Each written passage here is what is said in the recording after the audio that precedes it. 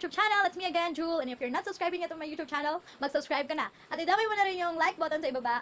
And comment your thoughts. And of course, share with your friends if you like. And of course, don't forget to hit the notification bell down below for you to be updated on my upcoming next video. Yay! And for this video, I'm sharing again. I would like to share how I remove pimples in my forehead in just 3 days. Yes, just 3 days na siya, guys. Because last 3 days ago, because last 3 days ago, I have a lot of pimples in my forehead. Pero, sa awa ng may kapal, nawala naman siya. Because sharing is caring, sharing is loving, sharing is everything. Let me share how I handle my pimples in my forehead, as what I've said earlier. But before that, bakit ba talaga tayo nagkaka-pimples? Ano ba talaga yung reason kung bakit kung bakit may mga pimples na dumadalaw sa ating mga mukha? Hindi lang sa mukha, yung iba nasa katawan pa. So, para sa akin, nasa dahilan kung bakit tayo nagkaka-pimples na yung isa yung dahilan is yung dandruff. Kasi pag hindi mo inayos mag-wash ng yung hair, hindi mo siya inayos banlawan, nagkaka-dandruff ka, at isa din yun sa dahilan kung bakit ka magkaka-pimple. Tsaka, next is yung skin irritation, yung pag nangangati ka. Oily skin, isa din yun. At tsaka paiba-iba yung skincare mo. Dapat mag-stick ka lang sa isa. Stick to one. Also, when you use a lot of skincare products, yung paiba-iba ka ng gamit, kasi bawal yun. Dapat stick to one ka lang. 'Di ba? Oh, yun. Tapos, pati rin yung mga kinakain mo, dapat healthy diet. Kasi pag marami kang kinain ng mga carbs, isa rin yung dahilan. Dapat healthy diet ka kasi nakakatulong din yun sa skin mo, sa body mo. And lastly, alam naman natin kung bakit tayo tinitagyawat, kung bakit tayo dinadalaw ng mga tigyawat. Buti pa si Pimple dumadalaw. Hindi tayo pwede. Buti pa si Pimple dumadalaw. Bakit tayo dinadalaw ng pimple is yung stress. Kasi nagpupuyat tayo, madaling araw na tayo natutulog, may mga panahong ganon. Nagpupuyat tayo sa mga maling tao. Yung eye bags mo meron pa, pero yung pinagpuyatan mo wala na.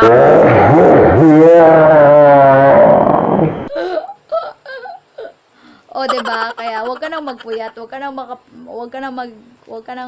nang ma-stress. So, if you want to know how I handle my pimples or how I remove my pimples in my forehead, just keep on watching. Ginagamit ko talaga nung nawala yung pimple ko in just 3 days. 3 days lang talaga, guys. Nawala na yung problema ko sa mukha ko. Aminin man natin sa hindi. Ito yung pimple talaga yung nakakapagpa-stress sa atin. Someone told me to use this product kasi nga daw effective to para sa pimple. So, ito siya.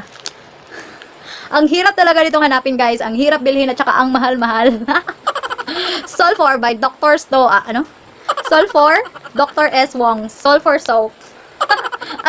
ang hirap talaga, guys. Ang hirap nitong hanapin.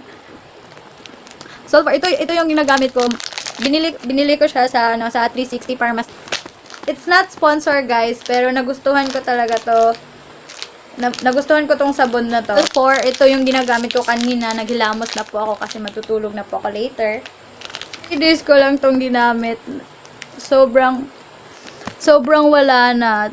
So, kung meron man, hindi naman masyado. Pero parang wala naman talaga. Nawala na siya. Thanks God. Kasi, nung nagka-pimple ako, parang ang laki ng problema ko talaga, guys. Kaya, thankful ako sa soap na to. Thankful ako kay Sulfur. Thank you so much. Sabon, of course, pupunasan mo yung mukha mo ng clean towel. Pero ako, I'm not using towel. I'm using tissue for my face after I wash it. Kasi, pag gumamit ako ng towel, feeling ko, madumi na siya, tsaka, halaway tubig sa mua, guys. Alam mo, agas dire, oy. Oy, kasi, parang, sayang kasi sa tubig, na, araw-araw kang maglaba, lalo na pag isa lang yung towel mo. Para sa akin, madumi na kasi yun pag ginamit mo. So, sayang pag laba ka ng laba. So, I use tissue, and okay naman ako doon. Okay ako doon. Goods ako doon sa tissue. And after that, yes, I put ice on my face with ice cube. I put ice on my face. Ice cube siya. Galing sa freezer. Dito ko siya ilalagay. Dito nga. Dito naman talaga ilalagay yung ice cube, diba? Ice cube na may pipino. Wait. Kung punasan yung mukha ko, ito yung nilalagay ko sa mukha ko. Ice cube, cucumber. Yun. Ito, yun. Yung cucumber, hinihiwa ko lang siya ng sobrang liit. But if you want to use your blender to blend it, para mas magiging pinong-pino pa siya, kung gusto mo yung pinong-pino, use your blender. Pero ako, hinihiwa ko lang siya kasi sayang kuryente, guys. Sayang kuryente. Gamit ko siya pag ganon. Ito yung ginagawa ko.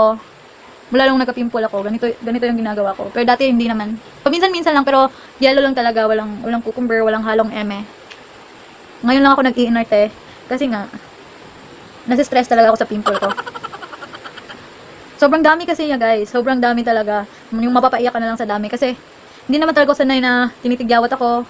Yun lang. Bakit? Kasi, yung mga panahon na yun, hindi ko alam kung bakit hindi ako makakatulog. Yung, nakakatulog ako mga 12 a.m., 1 a.m., yung mga ganun. Pero hindi ako sanay kasi maaga talaga ako natutulog. Pero, siguro dahil, hindi ko alam kung bakit sa mga time na yun, ang hirap ko talagang patulugin. Siguro maraming nag-iisip sa akin. Char! Joke lang yun, guys. Sino bang mag-iisip sa isang katulad ko? Char! So yun guys, ganyan lang. Circle motion. Kahit anong gusto mo guys, ganun mo na yun sa sabi. This is I usually do during I have pimples. Ganun lang. Sobrang nakaka-help talaga itong yung pipino guys. Nakaka-help siya. Nakikita ko rin siya sa sa YouTube. Kaya ginagawa ko rin. Gaya-gaya. Kaya guys, sobrang helpful. Ang sarap sa feeling yung ang lamig-lamig. Tsaka, habang pinipino mo yung pipino, mag-slice ka na rin ng pabilog. Yung dalawang bilog ha. Pagkatapos, ilagay mo sa mata mo. Ilagay mo dito para mas maging malinaw yung mata mo at makita mo ako.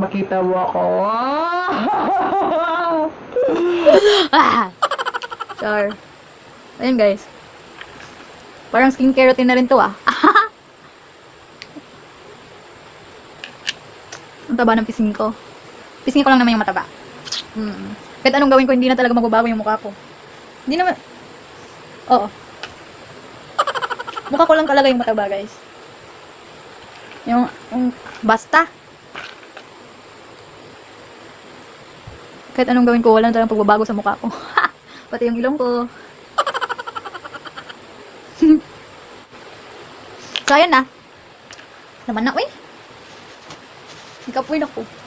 So, yun guys, pagkatapos mong gawin yun, pagkatapos kong ginagawa yun, magti-tissue na naman ako. Kasi nga, I'm not using towel, I'm using tissue kasi ito talaga yung gusto ko. Kung saan ka masaya, dun ka. Hindi kita pipigilan. Char! So, ayun. Parang, wala namang pinagbago. Thing change. Ikaw na lang yung nagbago.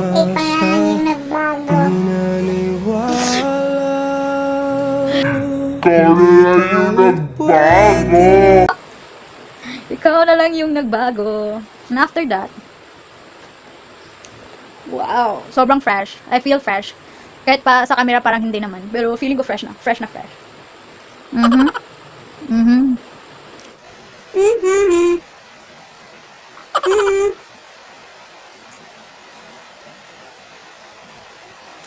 After that, nag-i-skinol ho ako. At yung skinol na ginagamit ko ay yung 14s. Yung ito po. Ito yung ginagamit ko.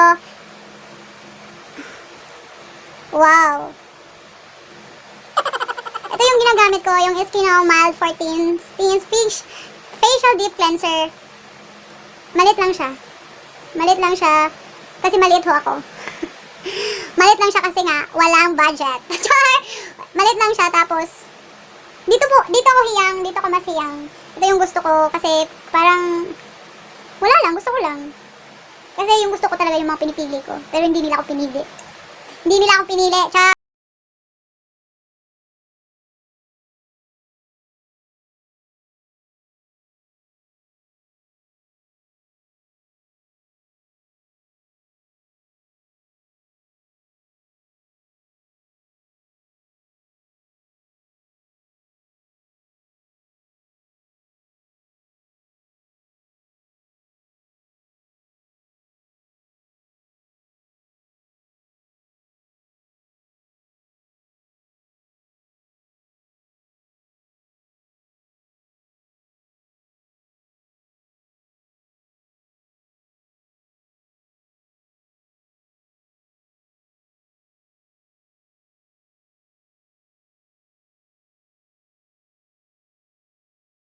Parang baliktad daw ako na, pero yun talaga yung ginagawa ko. Iwan ko ba?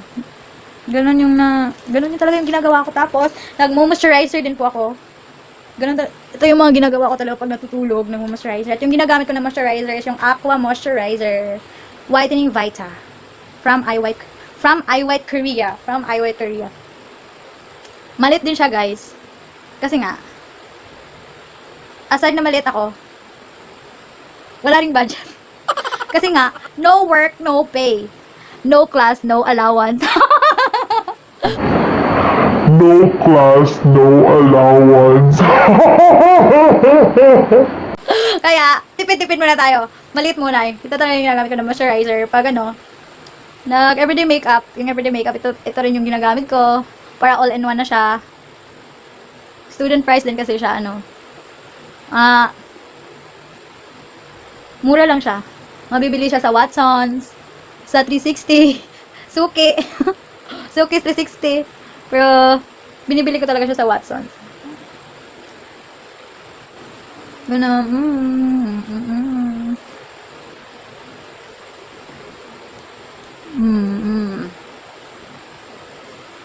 Ang harsh ko sa mukha ko, pero pag may pimple ako, nagiging gentle ako, gumaganon. Pero ngayon, ganyan na. Nagmamadali na kasi inaantok na. Ganyan. Pagkatapos ng sunscreen naman, at yung ginagamit ko, alam nyo rin to. Yung sunscreen, Sun-Gel SPF 50. Ito, from Face Republic. Maliit din siya. Kasi nga, mahilig ako sa maliliit. Ito yung ginagawa ko, ganyan-ganyan lang. Ganyan. Hindi naman talaga hindi ako professional. Hindi ako marunong, nagmamarunong lang. Ito talaga yung nasanayan ko, ito lang yung ginagamit ko, ito lang yan. Yung pinapakita ko, yan talaga yung ginagamit ko. Ulit-ulit na naman. Ganyan.